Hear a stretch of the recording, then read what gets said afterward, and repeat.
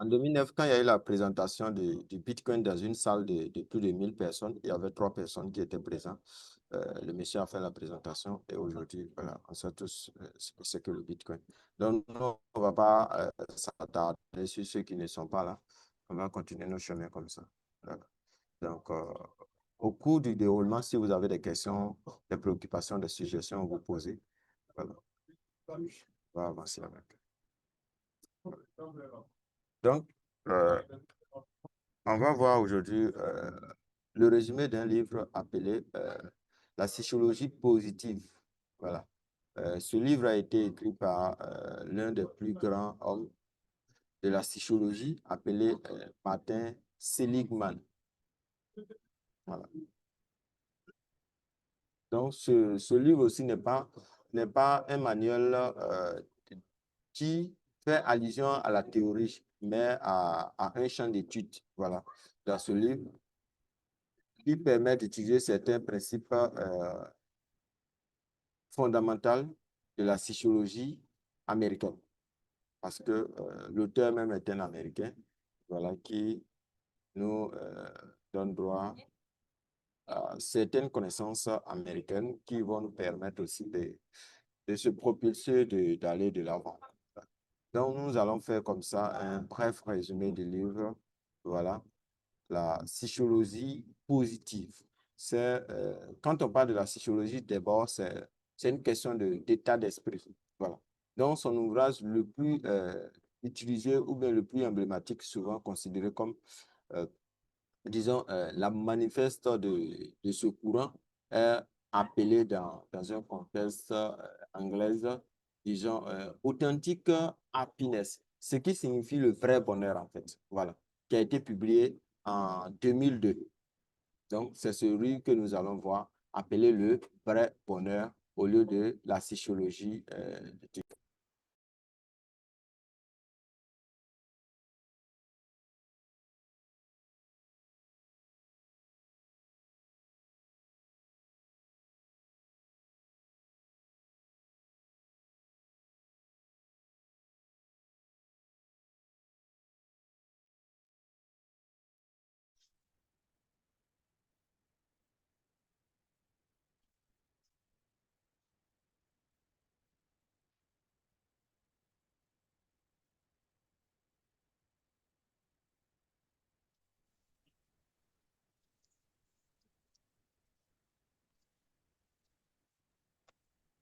Ouais, désolé, hein, c'est quelqu'un qui m'avait appelé là. Voilà. Donc, on va continuer comme ça. Donc, je parlais des livres de Seligman, voilà, qui parlait de la psychologie positive, ce qui dit simplement le vrai bonheur. Voilà. Donc, on va voir ça en 5 points. J'essaie de structurer le livre en 5 points, voilà, que nous allons voir. D'abord, on va parler du traitement de la souffrance à la construction du bien-être. Le traitement dans un monde, voilà, qui est rempli de cailles, dans un monde qui est rempli d'épines, voilà. Donc, si Oui, oui, nous ça se donne. ce monde,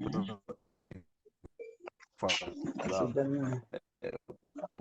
beaucoup d'intelligence qui vont nous... Parce que le monde nous regorge, voilà. Voilà. Donc, pour cela, on va parler ici au premier point du traitement de la souffrance à la construction du bien-être. C'est vrai, nous sommes venus dans un monde difficile, mais nous, euh, euh, en tant qu'humains, on peut trouver des sortes On a commencé un mardi, là. Et un mercredi. soit Mercredi. aussi aisés que possible pour nous. Voilà. Dans, dans un quartier pauvre et riche et dans un quartier riche. Donc, Martin Seligman est psychologie appelée APA, nouvelle orientation, parce qu'au départ,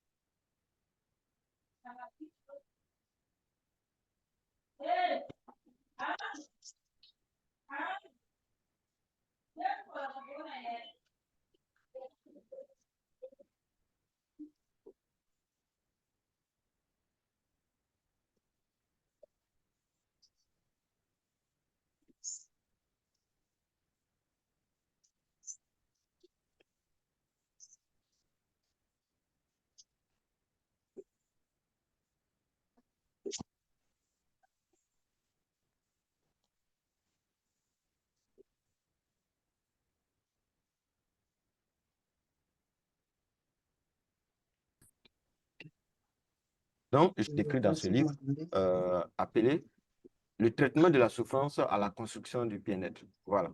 Donc, je dirais comme ça que Ehrlichman, l'un des anciens présidents de l'Association américaine de la psychologie, qui a révolutionné la discipline en proposant une nouvelle orientation de la psychologie, du traitement de la psychologie, parce que la psychologie, elle est une maladie psychique à laquelle voilà, il faut aborder différemment ou bien sûr différents aspects afin de pouvoir. Voilà.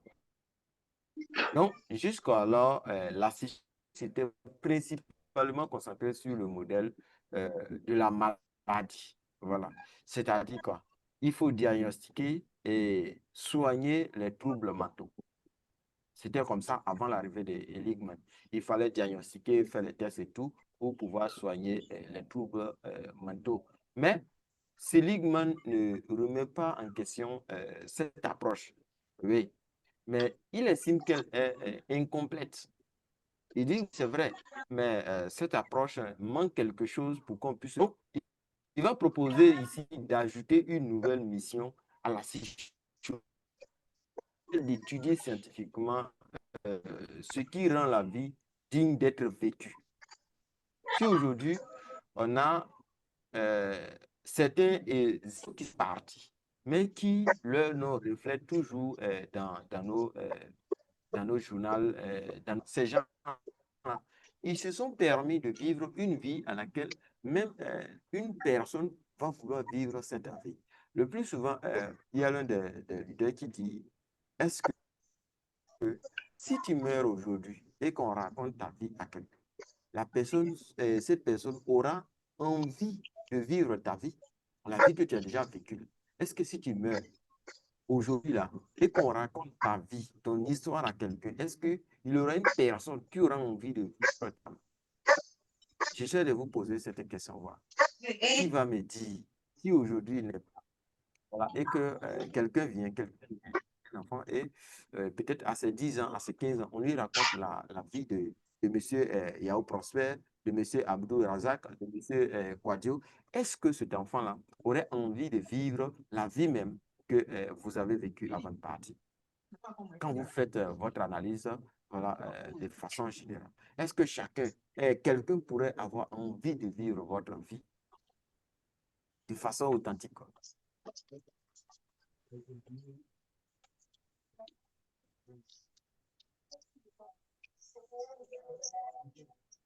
Oui, je vous pose la question.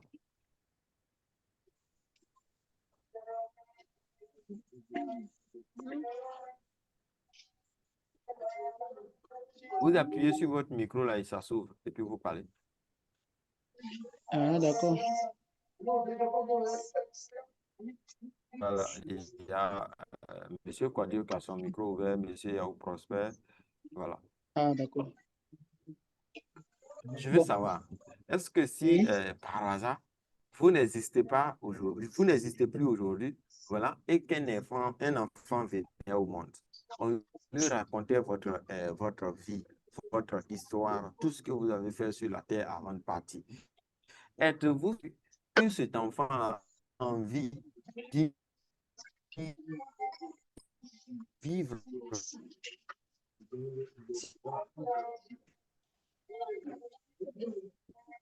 La connexion est très... La connexion est très lente. La connexion est faible. Elle est très lente. Allô? Wow. Voilà. Allô? Parce que la... Oui. Euh, Oui. Monsieur Sigler, il faut bon, reprendre la... de mon côté, je dirais peut-être non. Allô? Oui. Allô? De mon côté, je dirais Oui. peut-être non, vu que Oui, monsieur on n'a pas Kofi, encore eu on vous à entend. faire Oui. de très grandes choses. Parce que pour pouvoir rêver vivre la vie de quelqu'un, Oui. bon, très souvent, ce sont des gens qui ont vraiment légué des Oui. patrimoines vraiment assurés, quoi. Et pour le moment, nous, on n'a pas encore Ouais. atteint ce niveau. C'est ce que je pense. Ok, donc M. Kofi dit que lui, à son niveau, si on contait son histoire ou bien sa vie à quelqu'un, cet enfant dirait non. Voilà, ça vaut pas la peine. Et M. Kouadio, M. Razak? Bon, moi, apparemment, ce qu'il a dit, je suis un peu même idée. Ah oui, Voilà, je suis même idée. ok. Moi aussi, je réponds, à 100%, personne n'aura envie de vivre ma vie parce que qu'est-ce que j'ai déjà fait? Dans C'est mon ça. village, je ne me connais pas. Et puis, un enfant va vouloir laisser sa vie pour vivre ma vie. Hey, c'est un danger permanent. Donc, pour Eligman, l'étude de la psychologie, voilà, devait se baser sur ce principe. Voilà. C'est d'étudier scientifiquement ce qui rend la vie digne d'être vécue. Donc, si on contait ton histoire à quelqu'un, la personne doit avoir envie de vivre ta vie vécue. Si on demandait à quelqu'un, est-ce que tu as envie de vivre la vie de Mahomet? Ah, peut-être qu'il dirait oui. Est-ce que tu as envie de vivre la vie de Jésus? Il va dire oui. La vie d'Emmanuel Macron.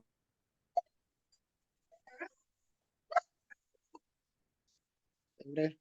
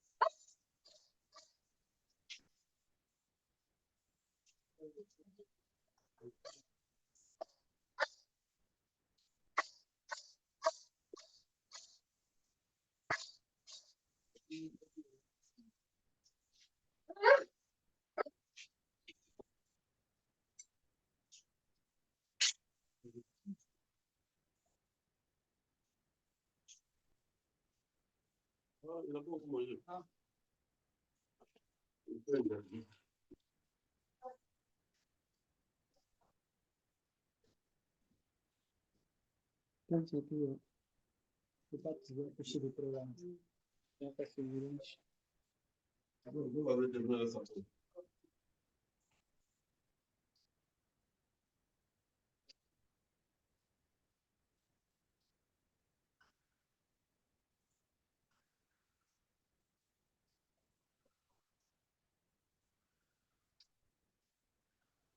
Allô?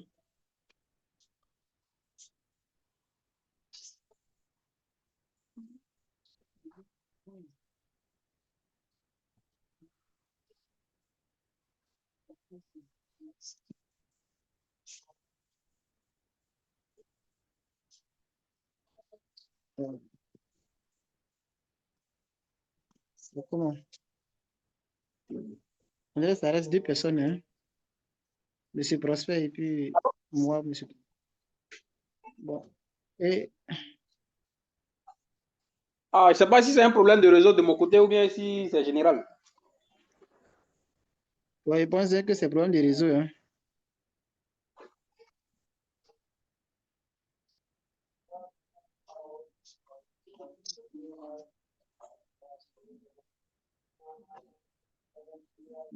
D'accord.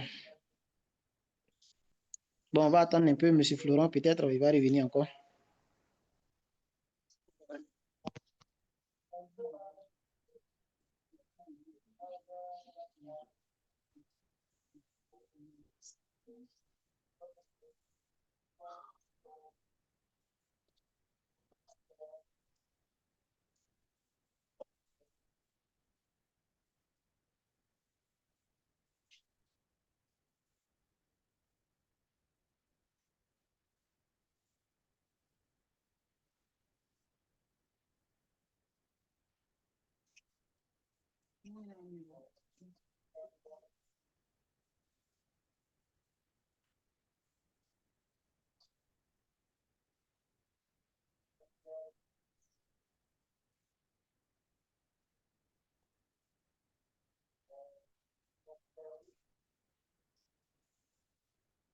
Oh, monsieur Florent, même là, il est parti en deux.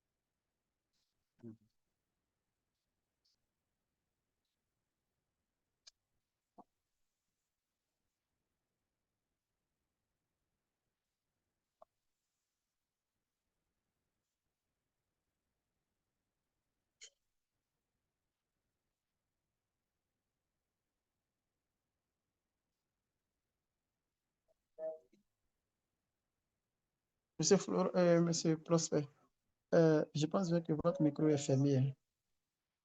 Est fermé.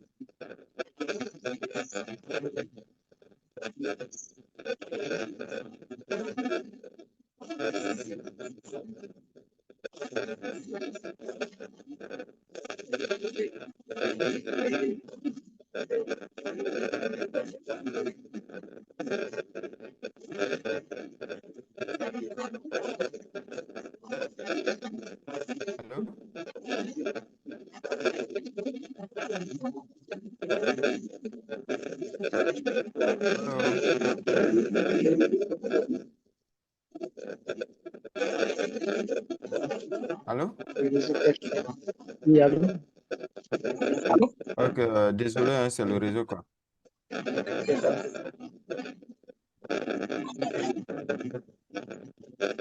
y a un petit bruit là, je ne sais pas si c'est à mon niveau. Oui. Oui, oui, c'est à votre Vous niveau m'entendez là-bas, très c'est à bien? votre niveau. Non. Je pense que c'est réglé là. Oui, oui, c'est Ok, réglé. ok, ça va maintenant. Ok, ok, ça marche.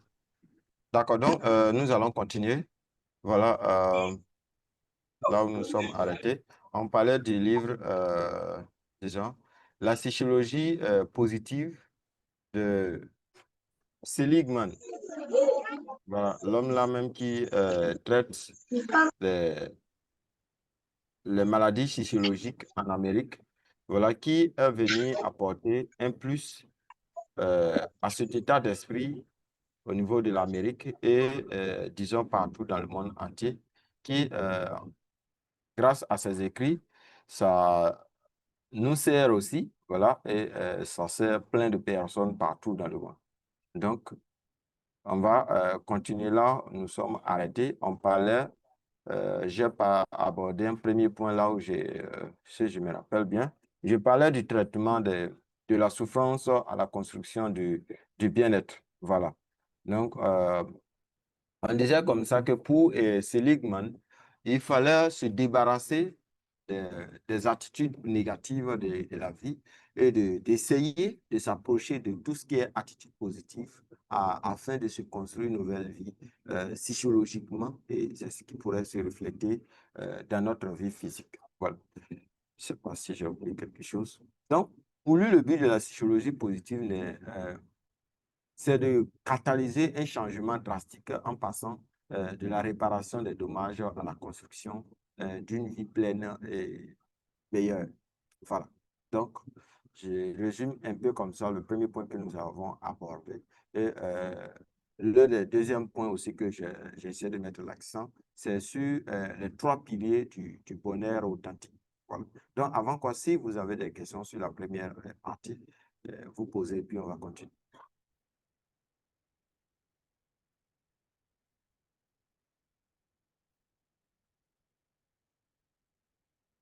Oui, je vous écoute.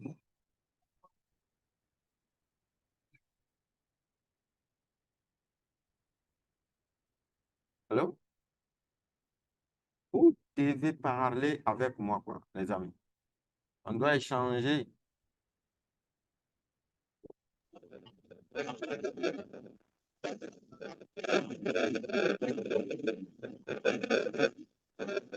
Ouais, je pense que le bruit vient de chez M. Kouadio, quoi. C'est maintenant que je viens de constater. Parce que quand il ouvre son micro, il y a ce bruit-là qui vient. Oui? Est-ce que vous avez des préoccupations, des questions sur la première partie? Là où on a parlé du traitement de la souffrance à la construction du bien-être.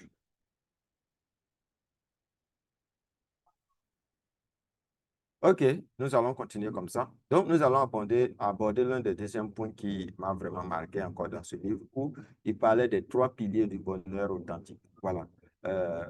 Seligman définit le bonheur authentique comme la somme de 3 types de vie. Donc, il y a 3 types de vie selon Seligman. Il y a la vie plaisante, voilà, il a parlé de la vie plaisante. Il y a aussi la vie engagée et la vie pleine de sens. Voilà, la vie plaisante, la vie engagée et la vie pleine de sens. La vie plaisante, pour lui, cela est axé sur les émotions positives. Ça veut dire quoi? Au niveau des plaisirs, la joie, la gratitude et l'espoir. Voilà. Donc, il faut trouver du plaisir en tout ce que nous faisons selon Seligman. Et il faut être reconnaissant. Il faut être reconnaissant envers tout ce que nous avons et avoir de l'espoir en toutes choses, en toutes circonstances. Donc, il s'agit de cultiver là, les petits moments de bonheur quotidien. Ça veut dire à tout moment, voilà, il faut trouver quelque chose qui va te permettre d'être joyeux, quelque chose qui va te permettre d'être vraiment satisfait. Il faut trouver de la reconnaissance dans les petites choses. Il faut être reconnaissant envers les petites choses. Et pour lui, c'est ce qui va nous permettre de construire les grands exploits, les grandes reconnaissances, les grandes joies, les grandes manifestations positives dans notre vie. Voilà. Donc, c'est un peu comme ça qu'il essaie de définir ces concepts. Donc, pour lui, il s'agit de cultiver ces petits moments-là, voilà, de bonheur dans notre quotidien et de savourer vraiment les plaisirs sensoriels et de lutter aussi contre euh, la locumence, en fait. Ça veut dire le fait, euh, pour certaines personnes, c'est dans des grandes réalisations qu'il faut célébrer. C'est au bout des grandes réalisations. Si je prends le cas d'un élève, par exemple, en classe d'examen, il va penser que c'est à la fin d'année, c'est à la fin d'année où il a déjà son diplôme, voilà, ou bien son relevé de notes de fin d'année, qu'il va devoir vouloir fêter, voilà, cette fin d'année parce que avec les documents, il a été admis et tout. Mais pour Seligman, même en fin de chaque devoir, en fin de chaque trimestre, voilà, on peut essayer de se réjouir, on peut essayer d'être reconnaissant envers ces moments-là. Voilà, si je prends le cas d'une femme enceinte. Pour Seligman, on ne doit pas attendre l'accouchement d'abord. Toujours est-il que chaque mois, chaque 2 mois, voilà, chaque visite à l'hôpital où on dit que ouais, la femme se sent bien, ce sont des petits moments auxquels nous devons profiter de la vie avant même l'arrivée de l'enfant. Voilà. Donc, c'est un peu ça quand il parle de la vie plaisante, c'est de trouver de la gratitude à tout moment. Maintenant, il parle aussi dans ce même livre de la vie engagée, une vie engagée, c'est-à-dire une vie liée à l'utilisation de nos forces et de caractères simples. Euh, il dit, il parle d'une vie liée, voilà, à lutter pleinement dans une activité, d'utiliser notre force, notre capacité, notre énergie, voilà, nécessaire pour pouvoir exploiter un domaine, soit un nouveau domaine ou bien un domaine dans lequel nous sommes.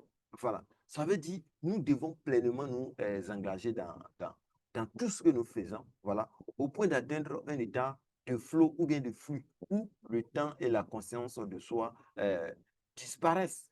Voilà.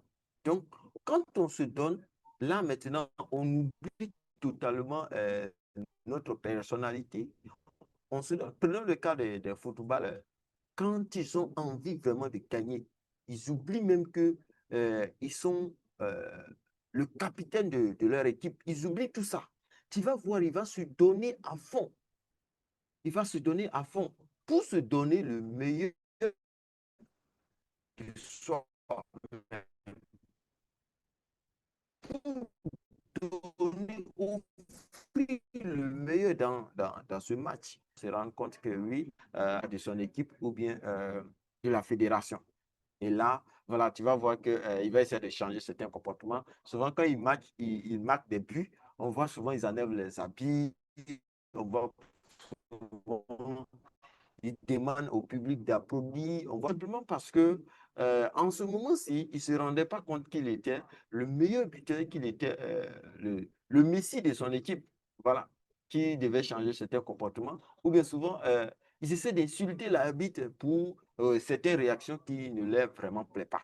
Donc, quand c'est comme ça, c'est un moyen de se c'est un moyen qui nous donne la force même d'avancer. Parce que quand tu trouves le moment nécessaire pour dire à quelqu'un ce que tu n'as pas fait, tu as fait, c'est comme ça, dans un public, étant donné que toi aussi, tu étais un héros, voilà, finalement, tu te rends compte que si ce n'était pas l'engagement, la détermination, tu n'avais pas exercé cette réaction. Donc, pour Seligman, si on adopte un nouveau domaine, un nouveau milieu, voilà, une nouvelle activité, on doit se donner à fond. Donc, c'est l'absorption totale dans une tâche qui nous va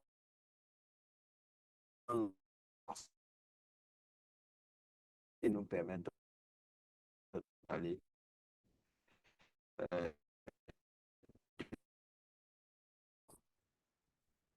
Est-ce que je me demande.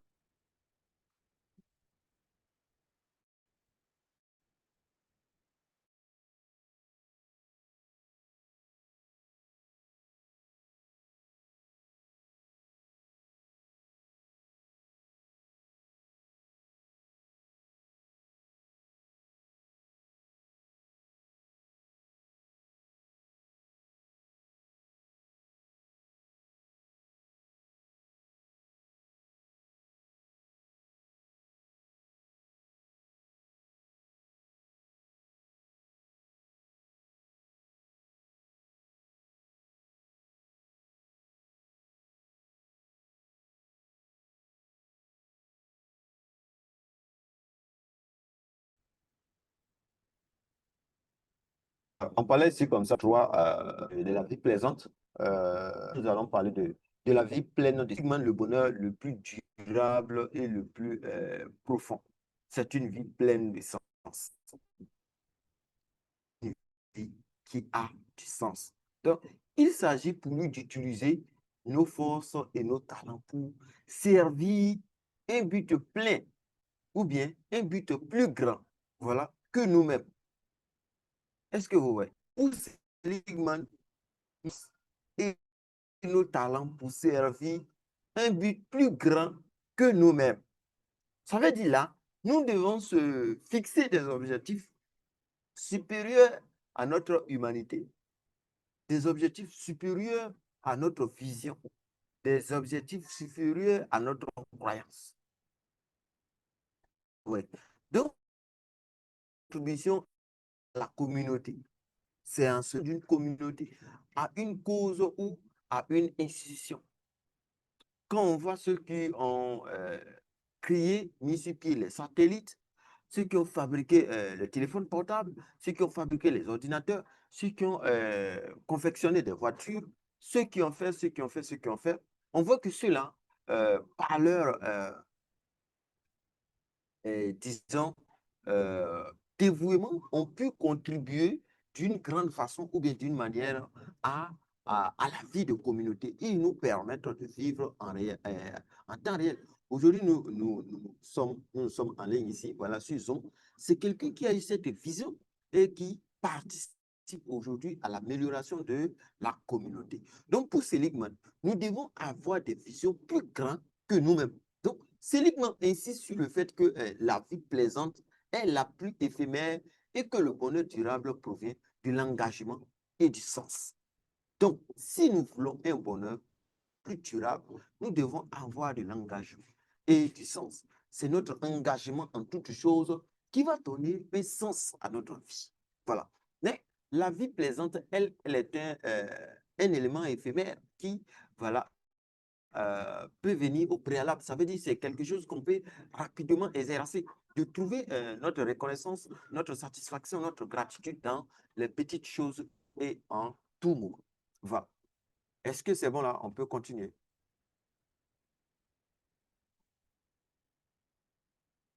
Est-ce que c'est bon? Ah oui, oui, c'est bon, c'est bon. Ne soyez pas. Ok, ok. Donc, on a parlé comme ça du deuxième point. On va aborder le troisième point. Donc, là, il parle du modèle PERMA. Voilà, du modèle PERMA. Ça veut dire que c'est une évolution de la théorie, voilà, selon Seligman. Le PERMA est une évolution de la théorie. Ça veut dire quoi? Dans ses travaux ultérieurs, dans les travaux ultérieurs de Seligman, il a affiné son modèle pour le bonheur et l'épanouissement et la transformation même en la croyance du PERMA ou en l'acronyme du PERMA. Voilà. Donc, d'abord, il nous parle du positive émotion ou bien de l'émotion positive. J'essaie de définir le système du PERMA comme ça. Le PERMA, c'est le P-E-R-M-A. Voilà. Donc, le P signifie émotion positive ou bien, voilà, positive émotion. Non. Donc, c'est ressentir de la joie, de la gratitude et de la sérénité. Selon Seligman, nous devons à tout moment ressentir de la joie, oui, de la gratitude envers toutes choses, envers l'univers, même la verdure des herbes, même le vent qui souffle, même le soleil qui éclate, même l'obscurité, même la lune, même l'invention des humains. Nous, pour Seligman, nous devons avoir une vie pleine, voilà, de joie, de gratitude et de sérénité. Voilà.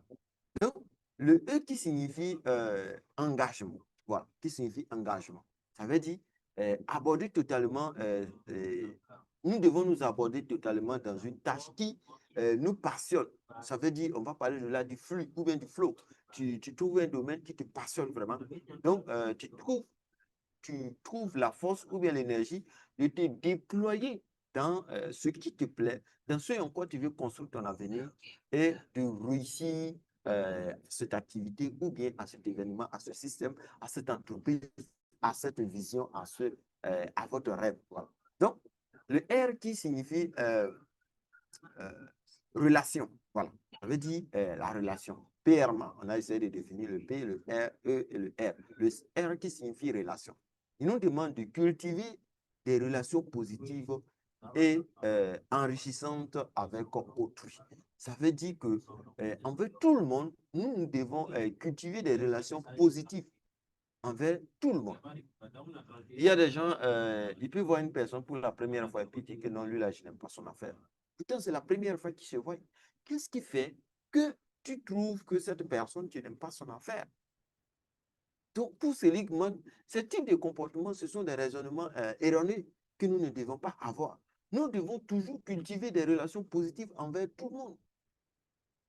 Voilà, c'est ça qu'il essaie de parler de son principe PRMA. Voilà, ou bien de cette théorie. Le M qui signifie, disons, le meaning ou bien l'essence en termes clairs. Voilà. En fait, le PRMA, c'est en anglais, en fait. Voilà, l'abréviation est en anglais. Voilà. Donc, le M ici, en français, ressort comme l'essence, selon Seligman. C'est avoir un but plus grand que soi-même. Nous devons rêver plus grand que nous-mêmes. Est-ce que vous voyez? Selon Seligman, si toi, tu as un rêve, comme les grands leaders ont l'habitude de le dire, le plus grand péché au monde, c'est de rêver petit. Celui qui rêve petit, est-ce que vous voyez? Selon comme on appelle, Henry Ford, selon Napoléon Hill, voilà, et vient s'ajouter les autres encore qui complètent cette définition ou bien cette sociologie qui dit que le plus grand péché au monde, c'est de rêver petit. Quand vous rêvez petit, c'est l'un des plus grands péchés du monde. Donc, Seligman, avec son apologie, vient de compléter cela que nous devons avoir un but plus grand que nous-mêmes. Et le A, dernier, voilà, on a dit PRMA. Le A qui signifie accomplissement ou bien achèvement ou réussite. Donc, se fixer des objectifs et les atteindre pour ressentir un sentiment de compétence et de relaxation ou encore de réalisation. Donc, on doit se fixer un but, un objectif à atteindre. Et donc que nous atteignons cet objectif, nous devons nous fixer encore un autre objectif. Si je prends le cas toujours d'un élève, voilà, cet élève, si il est en classe de CM2, il doit avoir un objectif d'avoir son CEP. Après avoir eu le CEP, mais oui, on doit se satisfaire, on doit danser, on doit se réjouir, mais se fixer encore notre objectif plus grand, d'aller chercher le BEPC. Donc, en allant chercher le BEPC, cela se confère une obligation, voilà, de chercher la validation de la seconde, de la disons, de la cinquième, de la sixième, de la cinquième, de la quatrième, afin d'arriver à la troisième. Mais si l'enfant, aujourd'hui, a le CEP, ne veut plus aller en classe supérieure, ou bien veut chercher à valider la sixième, ça, ce sont des petits rêves, ce sont des petites visions sur le coup de dans l'immédiat. Donc, cet enfant-là, vous allez voir que d'ici la classe de cinquième, l'enfant va abandonner l'école parce que dès l'admission au CEP, il ne s'est pas fixé un autre objectif plus grand d'aller chercher voilà, le diplôme de son grand frère qui vient de sortir, comme on appelle, de l'école, ou bien qui vient d'arriver voilà, en vacances, qui a validé son BEPC, voilà, sans vouloir aller chercher ce même résultat comme son grand frère, comme sa grande sœur. Voilà. Est-ce que vous voyez? Donc, pour lui, à tout moment, nous devons valider notre objectif et après l'avoir validé, nous devons se fixer de nouveaux objectifs. Donc, quand je vais valider le BPC, je dois avoir un autre objectif d'aller chercher le bac. Après, aller chercher la licence, après le master, après le doctorat. Bon, après encore, vouloir créer quelque chose, vouloir mettre sur pied un système qui va fonctionner partout dans le monde, ou bien commencer même dans mon pays, voilà, aborder mon continent ou le monde entier. Mais on se fiche de petits objectifs. Si j'ai mon bac, si j'ai ma licence, si j'ai mon master, le petit rêve, c'est quoi? C'est de chercher un emploi, d'aller passer un concours, d'aller chercher. Ça, ce sont des petits rêves. C'est de rêver petit. Chercher un emploi, c'est de rêver petit. Parce que c'est quelqu'un qui crée le système. Selon Seligman, c'est quelqu'un qui a créé le système. Et nous voulons être dans ce système. Bon, quelle sera l'utilité de notre existence aux yeux d'autrui? Notre absence. 5 ans après notre mort, 50 ans après notre existence, qui sont ceux-là? Le nombre de personnes qui seront capables de prononcer notre nom une fois par mois, une fois par année, ou bien chaque jour. Il y a des gens aujourd'hui qu'on ne peut pas s'en passer. On ne peut pas passer une journée sans prononcer leur nom. Ce n'est pas possible. Mais il y a des gens qui, depuis leur mort, 10 ans, 20 ans, 50 ans, on n'a pas encore prononcé leur nom. Tout simplement parce que ces gens-là, ils ont eu de petits rêves. Est-ce que vous voyez? Donc, le plus grand succès dans la vie, selon Seligman, et la plus profonde satisfaction émotionnelle provient de la construction et de l'utilisation d'une force personnelle. Donc, c'est lorsque nous utilisons, nous nous auto-utilisons notre force, notre capacité, notre mentalité réelle, lorsque nous nous permettons de nous exploiter en temps réel, c'est ça le plus grand succès. On voit aujourd'hui les Donald Trump, on voit aujourd'hui les Elon Musk, voilà. On voit aujourd'hui les hommes qui sont classés, voilà, comme les hommes les plus riches du monde. Ce sont ces gens-là qui innovent dans la vie. Il y a l'autre là le fondateur comment on appelle, je crois bien TikTok, de TikTok, qui a vendu, comment on appelle, de Facebook, voilà, qui a vendu son entreprise à Elon Musk. Mais est-ce que vous savez ce qu'il est en train de créer aujourd'hui? Est-ce que vous savez? Les gens disent non, pourquoi ils ont vendu TikTok, pourquoi ils ont vendu Facebook? Évolue à un rythme de façon, je ne sais pas quoi, plus que exponentielle. Ils sont en train de créer un système auquel, aujourd'hui, si on cause sur WhatsApp, on peut nous tracer. Vous voyez souvent s'il y a des gens qui envoient certains messages à certaines personnes sur WhatsApp, on te bloque avec WhatsApp. Mais ils sont en train de créer un système auquel, mon ami, j'avais dit que dans l'avenir, quand on va acheter un téléphone comme ça, on n'a plus besoin de puces. On n'a plus besoin de recharge. On n'a plus besoin de quoi que ce soit. Il suffit juste d'avoir le téléphone, surtout avec le système de Tesla. Il suffit juste d'avoir le téléphone. Parce que Tesla a plus de 400 satellites dans le ciel. A plus de 400 satellites. C'est lui qui contrôle le monde aujourd'hui. Et le nouveau téléphone Tesla qui va venir, il suffit juste d'avoir les moyens pour l'acheter. C'est d'avoir juste les moyens pour l'acheter, c'est tout. Tu n'as plus besoin de quoi que ce soit. Tu vas l'utiliser comme il se doit. Tu ne seras pas tracé. Personne ne peut te tracer. Est-ce que vous voyez? Donc, pour Seligman, nous devons avoir ces rêves, ces visions. Nous devons avoir ces idéologies. Est-ce que c'est bon? Est-ce que c'est bon là? On peut continuer?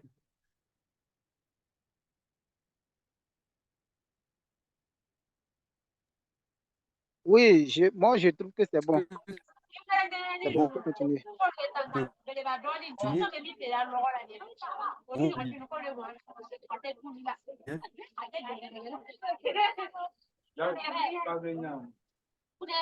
Ok, ok, ça marche. Donc, on va essayer de voir l'un des points aussi qui m'a marqué. Je se concentre beaucoup sur l'aspect fondamental de la psychologie, les forces et les caractères de la vente. Voilà. Qui, comment on appelle, qui est l'identification même et l'utilisation des forces de caractère. Les forces de caractère et les vertus. Donc, contrairement au trait de personnalité, les forces sont malléables et peuvent être développées. Toute force, peu importe, mentale, physique, psychologique, éthique, spirituelle, toute force peut être développée selon Seligman. Ici, nous nous donnons vraiment la capacité, la possibilité de développer cette force. On peut le faire selon Seligman. Là où il était dans le livre avec Peterson, voilà, si je me rappelle bien, Christopher Peterson, voilà. Seligman a identifié 24 forces de caractère regroupées en 6 vertus. Donc, il a identifié 24 forces de caractère, donc il a regroupé en 6 vertus, telles que la sagesse, le courage, l'humanité, la justice, tempérance et la transcendance.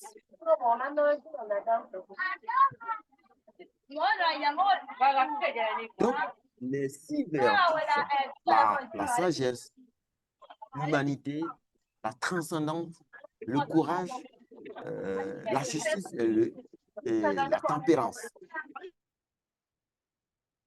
Parce que ces 24 forces de caractère, on peut les assembler, on peut les mettre ensemble. Donc, ces forces sont telles que la curiosité, la gratitude, la persévérance ou l'optimisme, qui sont les ressources que chacun peut utiliser pour atteindre un épanouissement personnel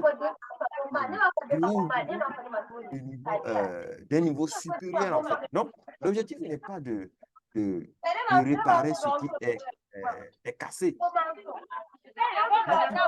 Selon Seligman, ce n'est pas de chercher à réparer ce qui est cassé, mais de nourrir ce qui est bon. Si on prend le cas d'une équipe de football, on dit toujours il faut partir en compétition avec l'équipe gagnante. Il faut toujours partir en compétition avec l'équipe gagnante. Donc, c'est ce que Seligman nous apprend. Il est toujours utiliser nos forces. Il y a des gens qui s'appuient sur leur incapacité, sur leur impossibilité. Mais pour Seligman, ce n'est pas là la solution. Nous ne devons pas chercher à résoudre ça. Mais nous devons mettre l'accent. Nous devons ça. Ce qui nous permet chaque jour d'avancer. Ce qui nourrit le bon sens, c'est de nourrir toujours ce qui est bon. C'est de le permettre de se développer à tout instant, à chaque instant, à tout moment. Excusez, On a des monsieur, excusez. Il y a, Oui. on appelle, je ne sais pas si c'est monsieur Prosper Oui. qui a ouvert, comment on appelle, son micro là. Ça parle trop, ça parle trop. On n'entend même pas. Eux parlent du Ok, seulement. ok. Ok. Désolé, Voilà, je pense on qu'ils ont n'entend même coupé. pas ce que vous dites. Ok, Ah, ok, si au moins c'est ça fermé, marche. on écoute pour vous là. Merci beaucoup. Oui, oui, il a fermé, merci. Peut-être c'était par erreur, quoi. Voilà. Donc, c'était un peu ça, les forces de caractère et les vertus. Donc, il y a 24 forces de caractère regroupées en 6 vertus. Voilà. Qui sont, je rappelle encore, la transcendance, la justice, euh, la tempérance, le courage, l'humanité et la sagesse. Voilà. Donc, nous devons cultiver ces forces à tout moment afin que chacun de nous puisse atteindre ses objectifs. Donc, pratiquez toujours la gratitude envers toutes choses, envers les humains, envers l'univers, envers tout, envers les animaux, tout ce que nous voyons. Appliquez toujours la gratitude. Donc, on va essayer de terminer comme ça, conclure en abordant le dernier point dans ce livre qui m'a vraiment marqué aussi, qui parlait d'une application pratique et pragmatique. Donc, le livre ne se contente pas de la théorie selon Seligman, selon ses principes décrits dans ce livre. Ce n'est pas seulement de la théorie, mais ce sont des concepts réels que nous pouvons pratiquer dans notre vie de façon au quotidien, quoi, dans notre quotidien. Donc, il propose de nombreux exercices pratiques pour intégrer ces concepts dans la vie quotidienne, tels que le test de force de caractère. Donc, pour lui, nous devons toujours tester nos forces et voir notre caractère. Comment est-ce que nous sommes, comment est-ce que nous pouvons nous améliorer de temps en temps. Et il parle aussi de l'exercice des 3 bonnes choses à faire. Oui, l'exercice des 3 bonnes choses à faire. C'est-à-dire quoi? Écrire chaque soir 3 éléments positifs de la journée et expliquer pourquoi ils se sont produits. Je répète, selon Seligman, nous devons écrire chaque jour 3 éléments positifs de la journée et d'expliquer pourquoi, voilà, cela s'est réalisé. Donc, je profite comme ça pour vous demander ici, aujourd'hui, quels sont les 3 éléments les plus essentiels de votre journée qui vous ont marqué et pourquoi ces éléments se sont réalisés?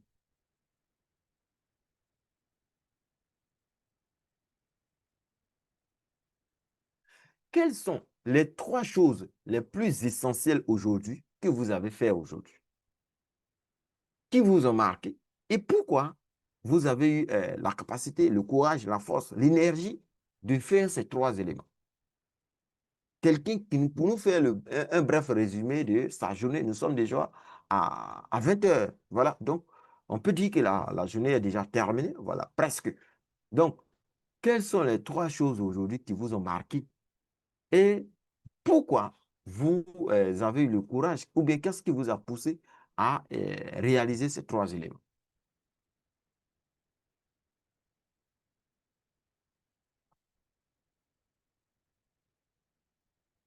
Oui, ouvrez votre micro et puis parlez, quoi. Parce que depuis ce moment, c'est moi seul qui parle.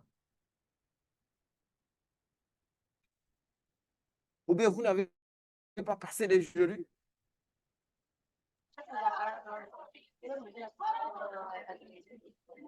Oui, monsieur Rodrigue, quelles sont les 3 choses aujourd'hui qui vous ont marqué? Et qu'est-ce qui vous a poussé à les réaliser? Comment vous avez réussi à réaliser ces 3 choses?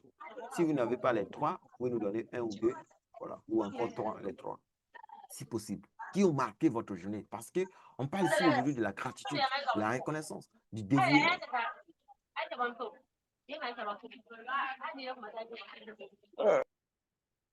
Monsieur, Allô? il a fermé son micro, voilà.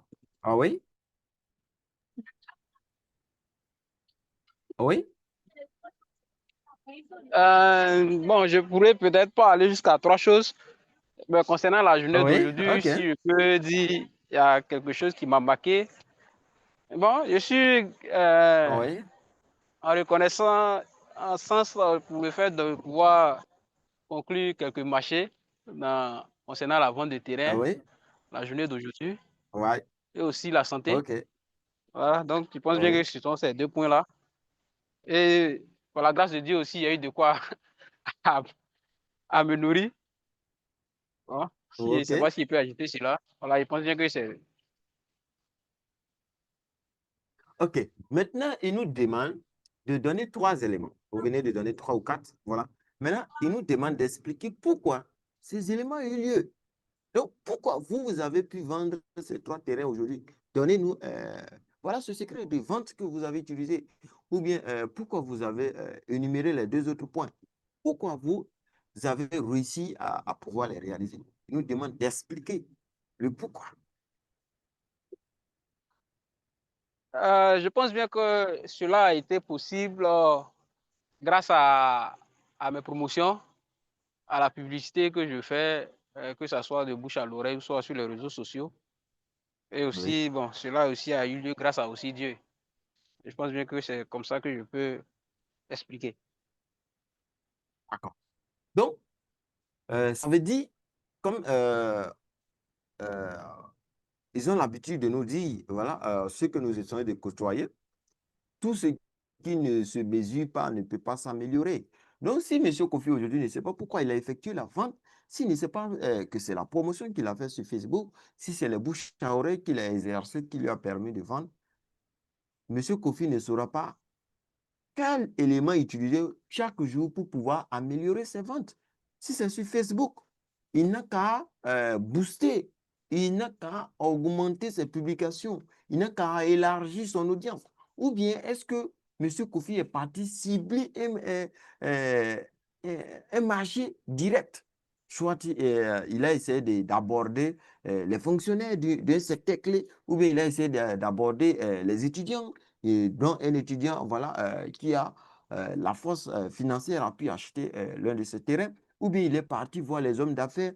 Est-ce que donc, c'est ce qui va permettre à M. Kofi d'effectuer plusieurs ventes à tout moment. Parce que si c'est que c'est ceux-là même qui ont la possibilité, la capacité d'acheter ces terrains, parce que peut-être que ces terrains vont à partir de 1 million, ou bien à partir de 10 millions, à partir de 100 millions, ça dépend.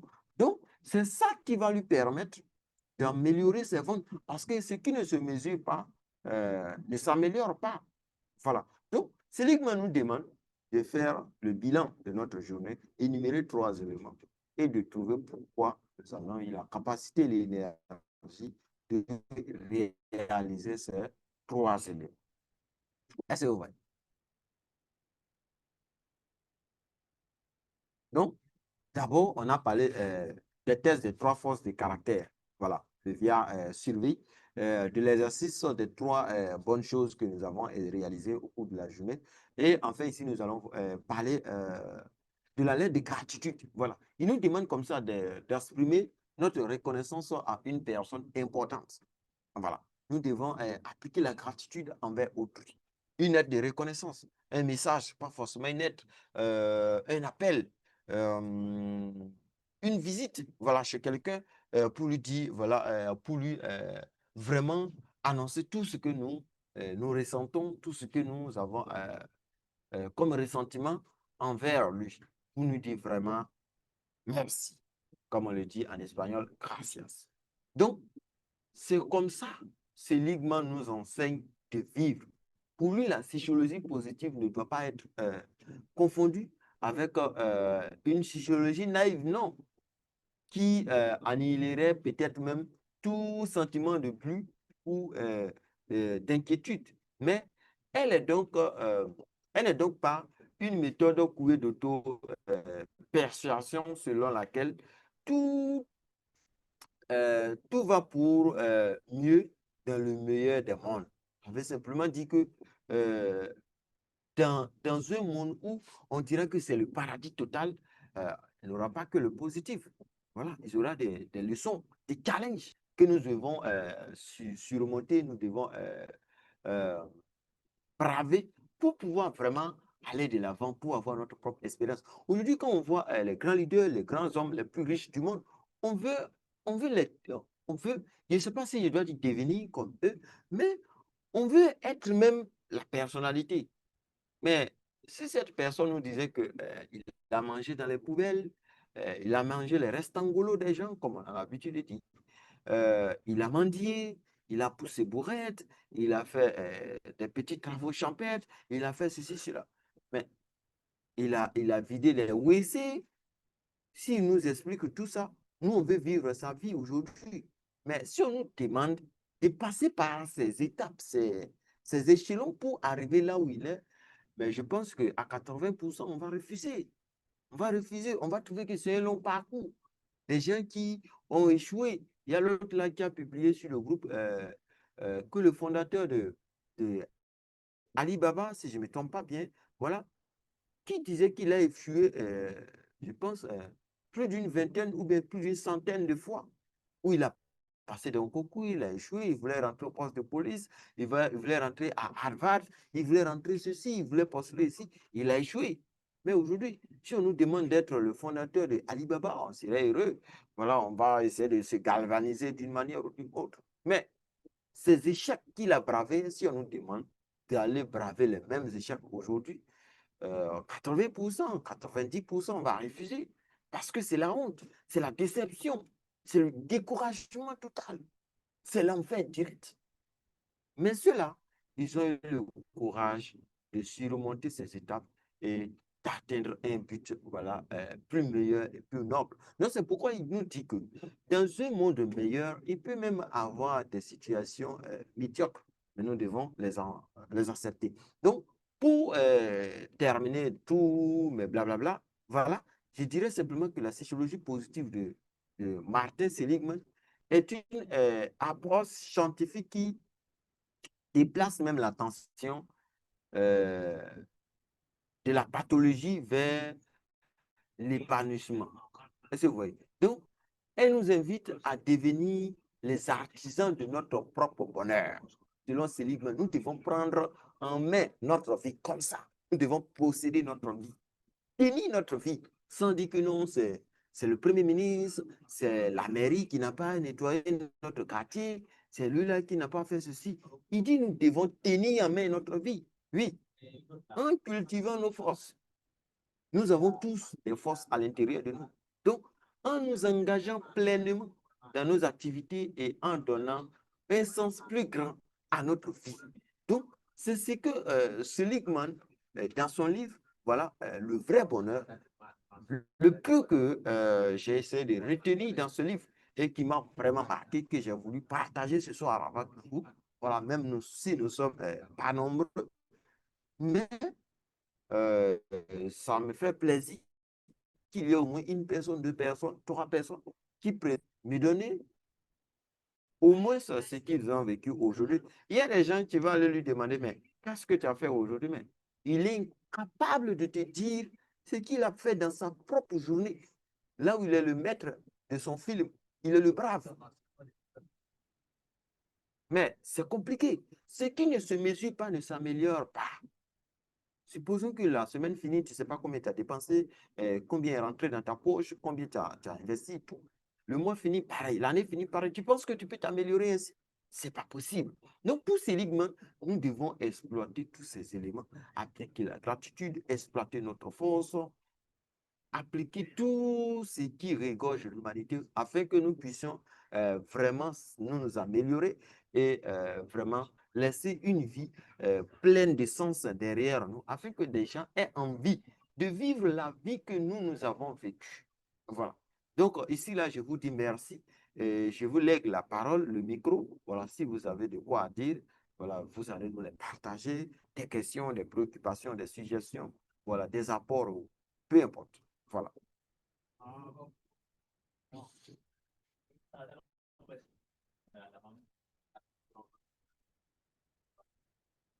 Oui, vous ouvrez votre micro, vous nous dites quelque chose et bon, nous allons mettre fin. Voilà. C'est vrai, on n'a pas passé beaucoup de temps. Hein. Je pense que ce n'est pas la durée qui importe, mais c'est ce qu'on a retenu qui est le plus important. Est-ce que vous êtes là, vous avez question, une préoccupation, une suggestion, un apport, peu importe quoi d'autre.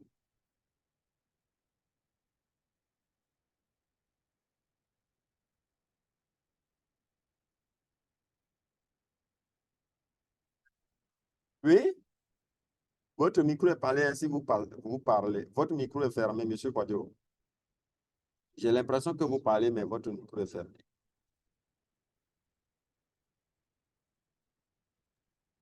D'ailleurs, ce Zoom est fait pour Voilà. tous les Baoulés, hein, la Vous famille m'entendez? Baoulé. Vous Il y a m'entendez monsieur maintenant? Florent Quadio qui est présent, il y a monsieur Kofi, il y a Prosper qui est là, il y a monsieur Quadio aussi qui est là. Donc, je pense que ce Zoom de ce soir-là, c'est fait pour les Akans, quoi. D'accord, monsieur Quadio, nous vous écoutons. D'accord, ok. Vraiment, merci beaucoup. Voilà, ce que je Ah peux oui, dire, c'est que la réunion, vraiment, ça a été vraiment merveilleuse. Voilà. En fait, ah oui. moi, c'est vrai que c'est maintenant que j'ai commencé à vous suivre un peu. Voilà, Ah c'est oui. maintenant que j'ai commencé à vous suivre. Donc, vraiment, j'ai des préoccupations même. Des Ok, préoccupations. Voilà, parce que oui, ma préoccupation, c'est quoi? C'est que oui, depuis lors j'ai acheté le livre, il y a beaucoup de oui, choses qui sont en train de changer dans ma vie. Là, il faut de la vérité. ouais. Depuis lors j'ai C'est de acheté ce le qu'on livre, parle. voilà. Oui, Donc, et puis ma préoccupation vraiment capitale, c'est quoi? C'est que oui, je travaille dans une école. Et ah oui, voilà, c'est ça qui me donne à manger un peu. Là, je peux dire comme ça. Mais oui, le problème, c'est que je n'ai pas temps. C'est ça qui est mon souci. Parce que même quand j'ai acheté même le livre avec comme M. Sankara, j'ai même oui, eu l'idée même de lui poser la question, est-ce qu'il quoi appelle, c'est possible de laisser le travail que je fais aujourd'hui et puis me contenter sur ce que je suis en train oui, d'apprendre? Là, la question me oui. revient vraiment très difficile à analyser.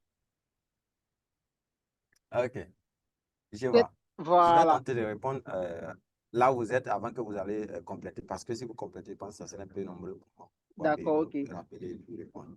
Mhm. Donc, d'abord, vous êtes reconnaissant du livre parce que ça vous a apporté quelque chose de grand.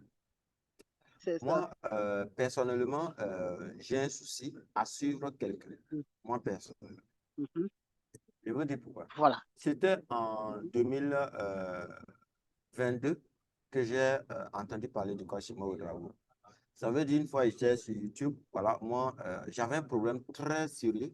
Je cherchais sur YouTube comment devenir riche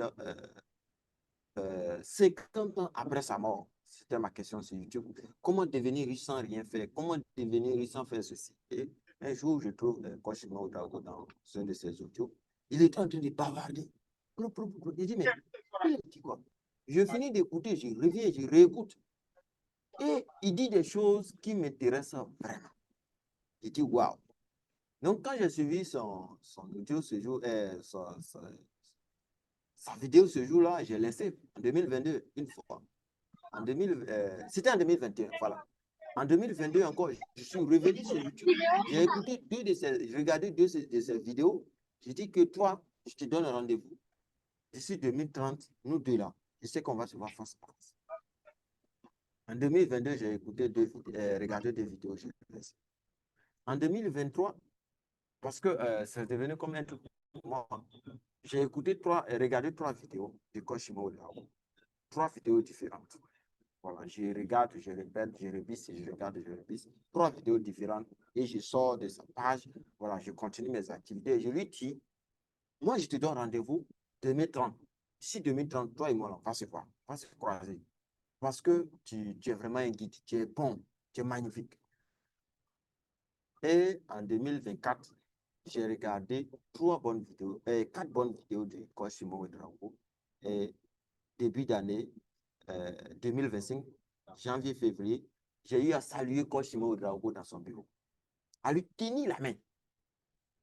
Et il a parlé Lacan avec moi, il a parlé le Baoulé avec moi. Il a dit, on ne dit pas. J'ai dit, voici l'un de mes rêves qui est en train de se réaliser. Parce que moi, je l'ai donné rendez-vous 2030, mais nous sommes en 2025 où j'ai tenu ça. Donc, pour moi, même si quand je l'ai tenu la main, j'ai dit, c'est suffisant. Si tu veux, là, nous, de la faut plus, on se voit. Mais aïe, il y a des choses qui vont se passer là-bas. Et c'est vous voyez. Donc, je veux dire comme ça, le fait que vous voulez avoir le livre et puis exploiter le contenu du livre, là, voilà, cet engagement, vous avez possédé le livre et dès que vous avez eu le livre, vous étiez déjà satisfait. Vous avez eu la croyance que ce livre-là peut vous permettre de changer quelque chose, peut débloquer quelque chose dans votre vie. Et c'est cette croyance qui, effectivement, vous arrivez aujourd'hui à remarquer qu'il y a des choses qui sont en train de changer votre vie, changer dans votre vie. Tout simplement, c'est votre état d'esprit, c'est votre psychologie, c'est votre croyance. Donc, ce en quoi vous croyez, ce sont ces choses-là qui se réalisent simplement dans votre vie. C'est parce que avant, ils nous ont embobiné le cerveau avec des paroles de c'est pas possible, tu ne peux pas le faire, c'est impossible, ça ne marche pas. On était trop enclavés dans ces choses. Donc, c'était obligé de voir les choses, c'est pas possible. Donc, dès que vous vous êtes dit qu'avec le livre simplement même là, quelque chose va changer, ça va changer. Plus vous allez augmenter votre croyance en faveur de ce livre, monsieur, vous allez avoir beaucoup de choses qui vont se réaliser dans votre vie. Ça, c'est la première étape où vous avez dit le livre est en train de vous permettre vraiment de vivre une vie meilleure. Maintenant, la seconde préoccupation qui est une question, voilà, ou bien, je ne sais pas, soit une doléance ou quoi, qui est de chercher à savoir est-ce que vous devez abandonner ce que vous faites aujourd'hui et d'essayer d'appliquer le contenu du livre en temps réel. Voilà. Je pense bien, cette question, nous avons déjà répondu à la première vague, ceux qui avaient acheté le livre au départ. On a essayé de passer un processus pour répondre à votre question. On a passé 3 séances pour répondre à cette question. 3 séances. Là où on faisait même... aujourd'hui, quand on fait les zooms, c'est les 1 heure et tout. Au départ, les zooms, c'était les zooms de 2 heures, les zooms de 3 heures qu'on faisait. Parce que il y avait beaucoup de personnes, il fallait répondre aux questions des gens et tout. Voilà. Donc, j'essaie de revenir comme ça en utilisant d'autres livres, faire le résumé de certains livres. Et quand les nouveaux dans le groupe voilà, trouveront de l'importance à nos différentes séances de développement personnel, là maintenant, on va reprendre le livre encore. Et parce que le livre même en question, c'est votre répond à votre question. Donc, c'est ça, nous allons encore reprendre sur peut-être 3 séances pour répondre à cette question. Est-ce que vous voyez? Parce que nous, on a déjà essayé de répondre, mais les nouveaux, ils n'ont pas cette réponse. Ils ne savent pas comment appliquer le contenu de ce livre. Donc, à chercher à savoir, est-ce que je dois abandonner ce que je fais aujourd'hui et appliquer le contenu du livre? On a fait une session où on a dit, si tu n'as pas le temps de t'occuper de toi-même, ce n'est pas le gouvernement qui va te prendre, qui va s'occuper de toi. Imagine que tu es malade. Moi, je viens te donner le médicament, tu ne te permets pas de boire. Tu penses que c'est moi, je vais te guérir? Mais moi, je ne peux rien faire. Donc, si tu n'as pas le temps pour toi-même, pour les Américains, un Américain qui va au travail, un Américain fonctionnaire, il finit de s'occuper de ses enfants, de sa femme, de tous ceux qui sont dans sa cour d'abord, avant d'aller au travail. Mais chez nous, ici, là, on cherche travail, on va passer le concours parce qu'on cherche l'argent, parce qu'on a besoin de travail. Alors que l'Américain qui passe concours, tu le vois dans une comment on appelle, dans une fonction publique. Mais c'est quelqu'un même qui a fini de réaliser sa vie. C'est quelqu'un que chez lui, tu es au top. Il finit de construire ses enfants avant d'aller passer un concours, avant d'aller postuler quoi que ce soit. Il faut s'occuper de soi-même d'abord. Parce que travailler chez quelqu'un, ça c'est le rêve de quelqu'un. Ça veut dire que nous, on décide d'abandonner notre existence et de nous appartenir à quelqu'un d'autre. Ce n'est pas de notre faute. C'est ce qui nous a été inculqué. C'est la formation qu'on a reçue de base. Va à l'école, reçoit de bons diplômes, et puis trouver un bon emploi. Le bon emploi, on le trouve chez qui? Qui doit fournir ce bon emploi? Si nos parents nous disaient, va à l'école, débrouille-toi pour créer de l'emploi pour les gens. Je vous assure, papa dit de te débrouiller, tu vas créer de l'emploi pour les gens. Toi, tu es qui pour ne pas vouloir le faire? On va le faire. Créer de l'emploi pour les gens, c'est de se réaliser pleinement. C'est de se permettre d'être heureux. Mais nos parents nous maudissent. va à l'école, a de vrais diplômes, cherche de l'emploi. Donc, si nous, aujourd'hui, nous sommes des employés, nous sommes des gens qui œuvrent dans des petits coins ou bien nous sommes des salariés, ce n'est pas de notre faute. Pour moi, la première des choses à faire, c'est de l'accepter en soi. Comme Seligman nous le dit, appliquer la gratitude envers toute chose. Être reconnaissant aujourd'hui. Vous, au moins, vous êtes dans un système où vous travaillez chez quelqu'un, dans l'entreprise de quelqu'un. Vous devez être reconnaissant. Vous apprenez de cette personne. Voilà. Et en plus de ça, il nous demande d'exploiter tous nos potentiels en nous, toutes nos ressources.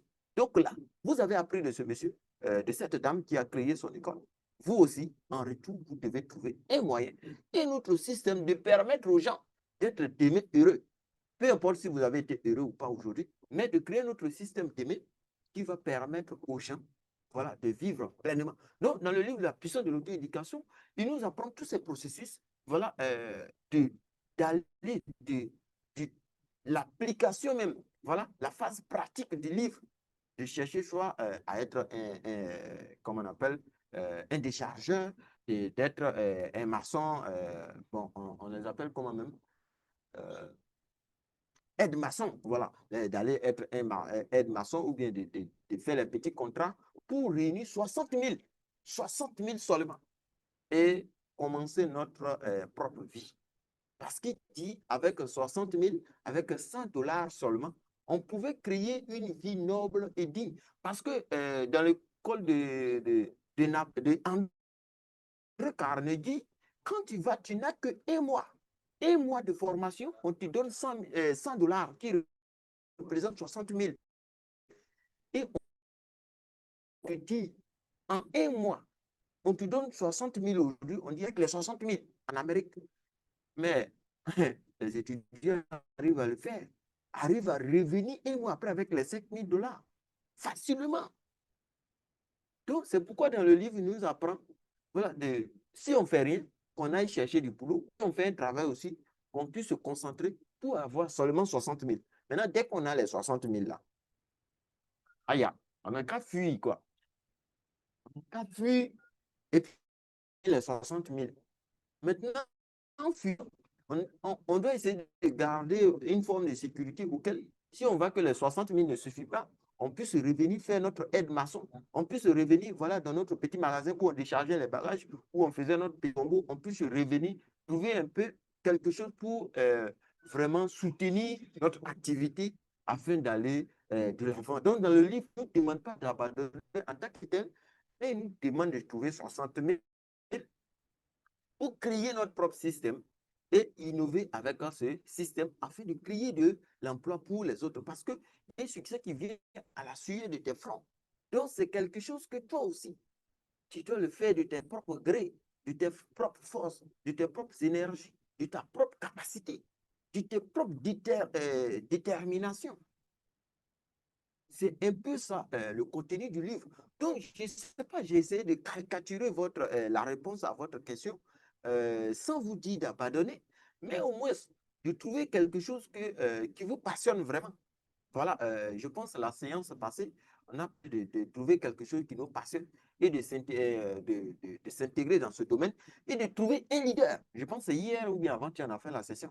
De trouver un leader dans ce domaine et de suivre ce leader ou bien de suivre cet homme réussi, prospère dans ce domaine. Si toi, tu veux être informaticien, tu trouves un informaticien qui a réussi dans sa vie et tu copies copieusement ce que lui il a déjà fait pour pouvoir réussir. Donc, toi, tu peux trouver les 60 000 et puis aller te former, voilà, dans le domaine de l'informatique, ou bien aller créer ton petit truc de photocopie et tout. Voilà, un petit truc. Voilà. Tu fais ça en le faisant, tu cherches à te développer. Donc, c'est ça pourquoi dans le livre, il nous dit, on trouve les 60 000, mais on n'abandonne pas le système qui nous a permis de trouver les 60 000. Parce qu'au cours du chemin, on peut avoir besoin de financement, on peut avoir besoin de quelque chose, il peut y avoir des imprévus. Donc, ça va nous permettre de répartir, voilà, là où on a trouvé les 60 000, de puiser un peu là-bas et de venir encore financer ou bien de venir soutenir notre activité afin d'aller encore de l'avant. Donc, il ne nous demande pas d'abandonner, mais finalement, tu seras obligé d'abandonner si tu veux réussir ta vie. Tu penses que Elon Musk est employé de quelqu'un? Tu penses que Emmanuel Macron suit les idées de quelqu'un? Tu penses que, comment on appelle, Ibrahim Traoré, si le décide de quelqu'un, tu penses qu'Alassane Ouattara écoute quelqu'un? Ce sont des gens qui réalisent leur vie. Ils s'en foutent. Si tu veux, viens de s'opposer. Si tu veux, ils réalisent pleinement leur vie. Donc, en fin de compte, tu seras obligé d'abandonner. Tu ne pourras pas toujours rester dans la poche de quelqu'un. On ne peut pas grandir dans la poche de quelqu'un. Dans une forêt, là. Vous qui sont durs comme ça, même si vous voyez au niveau des manguiers, c'est un manguier développé comme lui autour, c'est rare. Tout simplement parce que tu ne peux pas grandir sous l'ombre de quelqu'un d'autre. Tu ne peux pas grandir sous l'ombre d'un. Toi, j'ai comme ça, j'ai clôturé le coin. Il y a mon. Et puis toi, tu veux venir percer. Mais tu ne peux pas. Il ne peut pas. Les zèbres vont toujours rester en dessous des arbres. Tout simplement, on ne peut pas grandir. Je ne sais pas quoi. On ne peut pas grandir ensemble.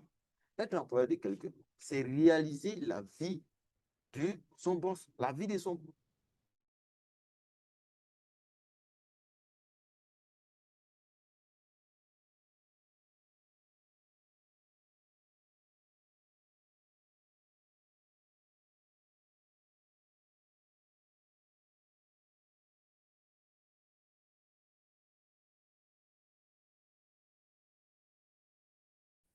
C'était la connaissance.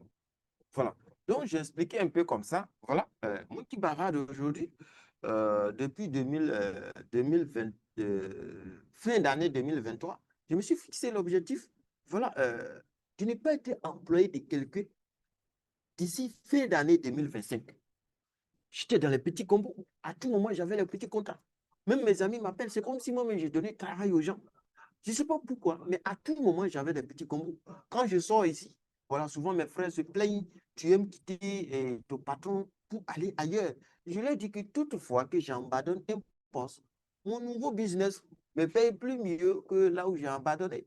Donc, si pour moi-même, je trouve un poste que le lendemain, il peut abandonner, je vais faire comme ça pour que je puisse trouver toujours ce qui est meilleur.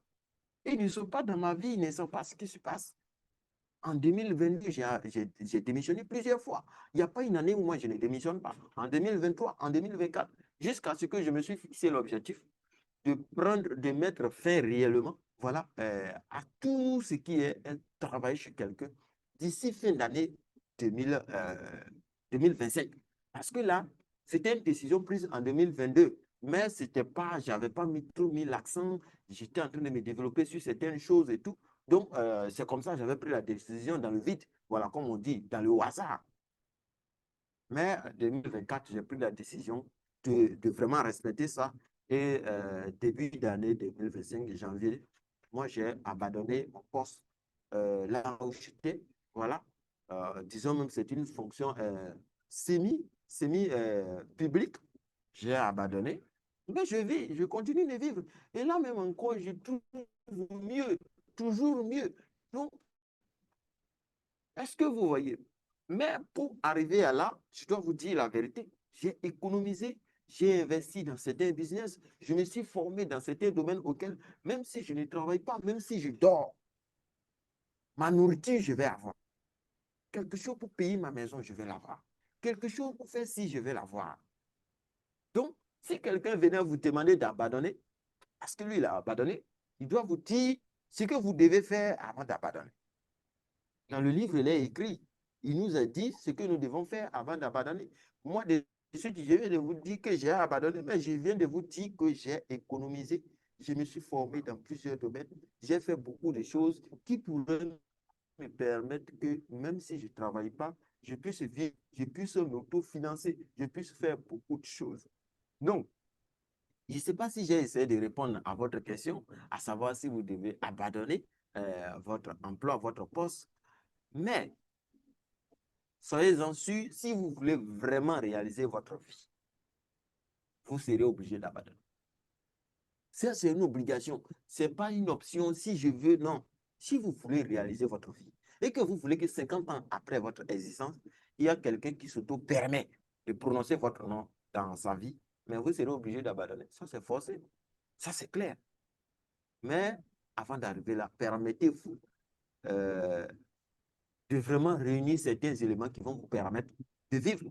Mais vous ne serez jamais prêt à 100% ou un jour vous allez dire qu'aujourd'hui, je suis satisfait, donc je vais abandonner.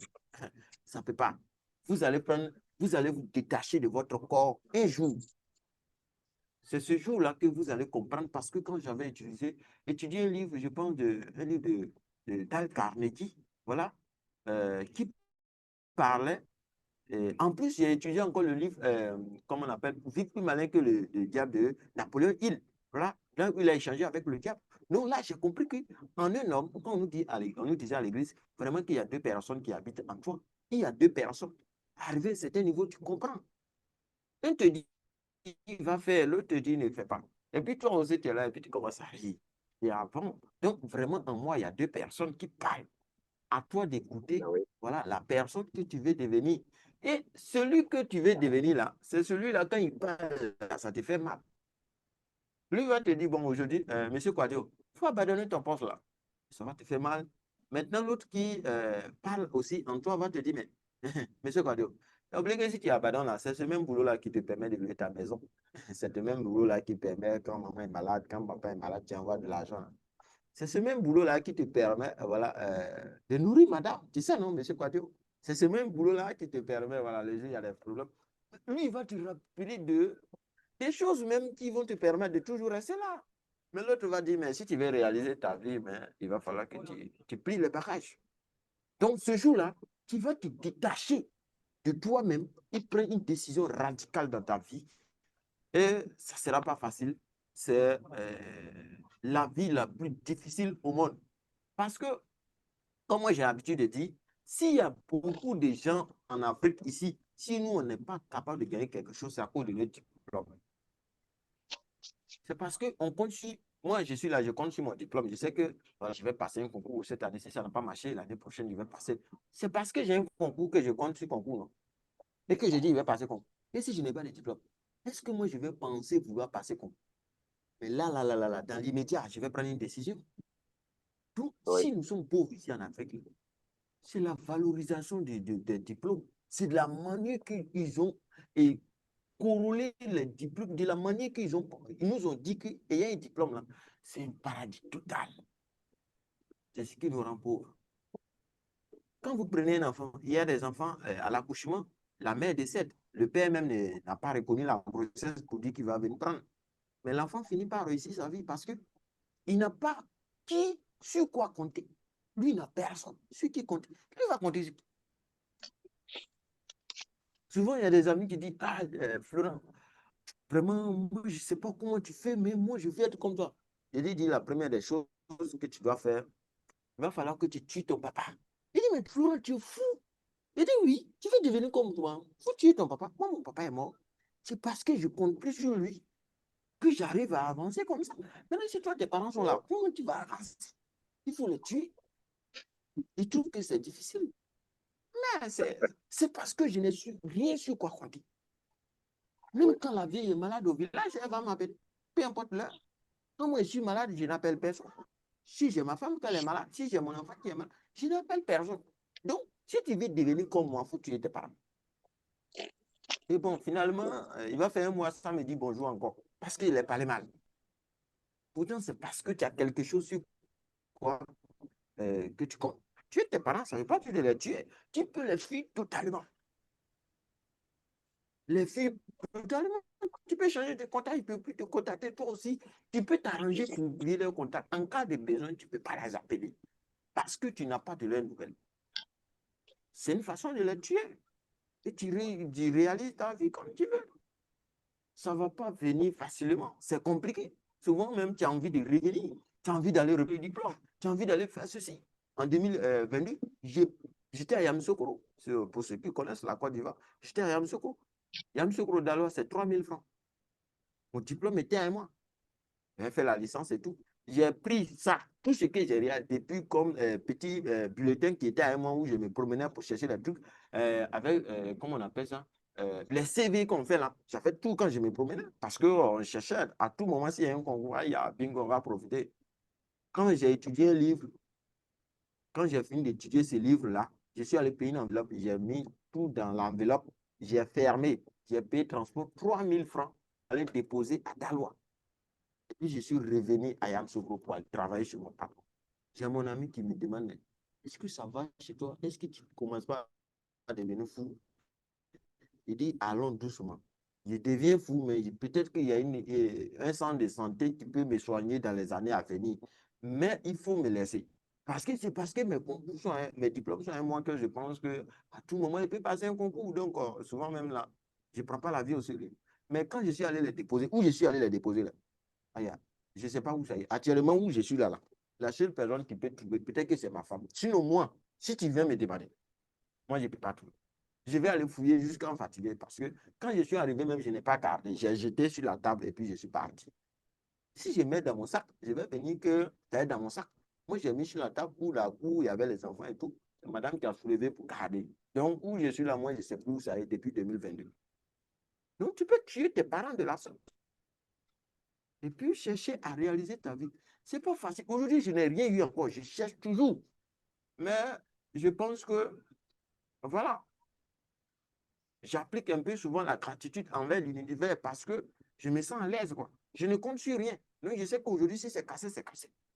Donc, voilà, je vais essayer de me taire comme ça pour vous dire, si vous voulez réaliser votre vie, vous n'allez pas abandonner aujourd'hui, mais vous serez obligé d'abandonner. Ce n'est pas une option. Ce n'est pas si je vais y aller au paradis ou bien je vais aller en enfer. Non. C'est comme le crédit qu'on a pris sur Dieu avant de venir sur la terre. Là. Si tu veux, il faut être riche, il faut être pauvre. Si tu veux, il faut aller au paradis, il faut aller en enfer. Mais tu vas mourir. Tu vas rembourser son crédit avant de partir. Le choix, là, ça ne dépend pas de lui. L'enfer, le paradis, lui, il s'en fout. Mais lui, son crédit, tu as pris pour venir là.